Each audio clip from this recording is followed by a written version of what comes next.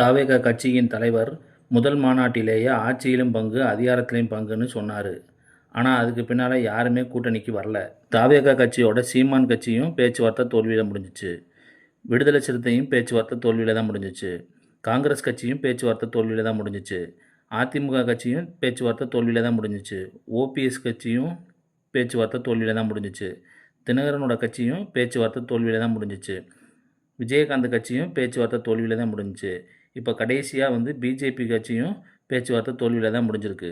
Rajmohan, Loyola college owner மணி, Bussy Anand, Aadhav Arjuna, பழந்துன்னு கொட்டை போட்ட செங்கோட்டையன் எல்லாம் 2026 ஜனவரி அரசியல்லையே ஒரு பெரும் புரட்சி நடக்க போகுதுன்னு சொன்னாங்க. அதுக்கப்புறமா அதிமுக கூடாரமே காலியாகி செங்கோட்டையன் தலைமையில் பலாயிரம் கோடி பேர் தங்களை தாவேக்கால இணைச்சிக்கிருவாங்கன்னு இவங்க தான் நாங்கள் சொன்னாங்க. அதுக்கப்புறமா மேடைக்கு மேடை கோரஸாக வேணாம் ஓசி பஸ்ஸும் வேணாம் 1000 ரூபாயும் வேணான்னு இவங்க தானங்க உறுதிமொழிலாம் எடுத்தாங்க.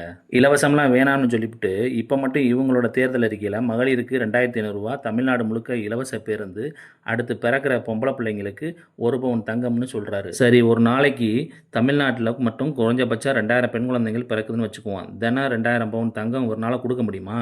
இதில் வேற அருண்ராஜ் ஐஆர்எஸ் மக்கள் இலவசத்துக்கு ஆசைப்படக்கூடாதுன்னு சொல்லிவிட்டு இன்றைக்கி மட்டும் அவர் போட்டியிடுற தொகுதியில் 50 டிஃபன் பாக்ஸு கட்சி ஸ்டிக்கரோடு தேர்தல் பறக்கும்பட கைப்படுத்தியிருக்காங்க. நீங்கள் எவ்வளோ வேணாலும் கொடுங்க, அது உங்கள் விருப்பம். ஆனால் அடுத்தவன் கொடுக்குறத குறை சொல்லிவிட்டு இன்றைக்கி நீங்களும் அதே செயலைத்தானே செய்கிறீங்க. இதுதான் மாற்றத்துக்கான கட்சியா? சொல்லுங்கள் பார்க்கலாம். இப்போவும் சொல்கிறேன், எனக்கு விஜய் மீதோ விஜய் கட்சி மீதோ எந்த வன்மமும் கிடையாது. உங்களுக்கு இருக்கிற ரசிக பலத்தை நல்வழிப்படுத்தி இந்த அரசியலில் ஒரு மாற்றம் கொடுப்பீங்கன்னு பார்த்தா அவன் உங்கள் ரசிகரை நடானா பொது வழியில் தகாத வார்த்தையில் பேசிக்கிட்டு திரிகிறேன். இதில் வேற ஆட்சி அதிகாரத்தில் இருக்கிற முதலமைச்சர்லேருந்து அமைச்சர் வரைக்கும் ஒருத்தரையும் விட்டு வைக்காமல் பேசிக்கிட்டு திரிகிறீங்க. இதில் ரஜினியையும் விட்டு வைக்கலை, அவரையும் பேசுகிறீங்க. இதுக்கு தான் ரஜினியும் சொல்லியிருக்காரு இன்னைக்கு, காலம் பேசாது காலம் பதில் சொல்லும்னு. விஜய் அரசியலுக்கு 2 வருஷத்துக்கு மேலாகியும் ஒரு மர்மமான வாழ்க்கையில் தான் அவர் இருக்கார். நம்ம முதலமைச்சர் எடுத்துக்குங்க, காலையில் வாக்கிங் போகிறாரு, தலைமைச் செயலகத்துக்கு போகிறாரு, அறிவாலயத்துக்கு போகிறாரு, அம்புட்டுமே வெளிப்படையாக இருக்குது. ஒரு அரசியல் தலைமைங்கிறது அப்படித்தான் இருக்கணும். ஆனால் விஜய் அவர் எங்கே இருக்கார், எப்போ எந்திரிப்பார், எப்போ ஆஃபீஸ்க்கு போவார், வருவாரா வரமாட்டாரா, அம்புட்டுமே மர்மமாக இருக்குது. விஜயை சுற்றியுள்ள அம்புட்டு பேருமே விஜய் ரசிகர்களை மையமாக வச்சு தான் காய்களை நகர்த்துறாங்க. இதில் புஷி ஆனந்த் விஜய் ரசிகர்களை உசுப்பேற்றுறாரு, ஆதவ அர்ஜுனா விஜய் ரசிகர்களை உசுப்பேற்றுறாரு, நிர்மல்குமார் உசுப்பேற்றுறாரு, அருண்ராஜ் உசுப்பேற்றுறாரு.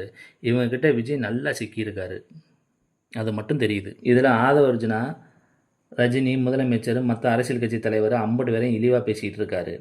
விஜயால் கண்டிக்க கூட முடியலை. அப்படி என்ன தான் செய்கிறாரு, அப்படி என்ன மனநிலையில் இருக்காருன்னு ஒன்றுமே புரியலை. இப்படி இருக்கிறவர் அரசியல் கட்சி தலைவராக இருக்கிறதுக்கும் முதலமைச்சர் பதவிக்கெலாம் ஆசைப்படலாமா? இது எவ்வளோ பெரிய அபாயம். ஆதவ அர்ஜுனாக்கெலாம் எந்த அடிப்படையில் தன்னோட கட்சியில் பொறுப்பு கொடுத்தாருன்னே தெரியலை.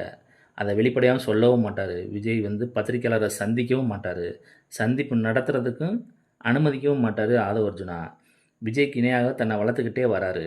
ஆனால் விஜய் எவ்வளோ சீக்கிரம் பிரச்சனையில் சிக்க வைக்கணுமோ அவ்வளோ சீக்கிரம் சிக்க வச்சுருவாருங்க நம்ம ஆதவ அர்ஜுனா. அது மட்டும் நல்லா தெரியுதுங்க. அதுக்காக தாங்க ரஜினியை இழிவுபடுத்தி பேசுகிறது, முதலமைச்சரை இழிவுபடுத்தி பேசுகிறது எல்லாமே விஜய் ரசிகர்களை தனது ஐடி விங்க மூலியமாக தூண்டிவிட்டபடியே இருக்கிறாரு ஆதவ அர்ஜுனா. முழுக்க விஜயை தன்னோட கட்டுப்பாட்டிலே வச்சுருக்காருங்க ஆதவ அர்ஜுனா. அது மட்டும் நல்லா தெரியுதுங்க. தனக்கு என்னைக்கு பயன்படாத சூழலில் விஜய் மீது மிச்ச மீதி மரியாதையும் அழைச்சிருவாருங்க. பொறுத்திருந்து பாருங்கள்.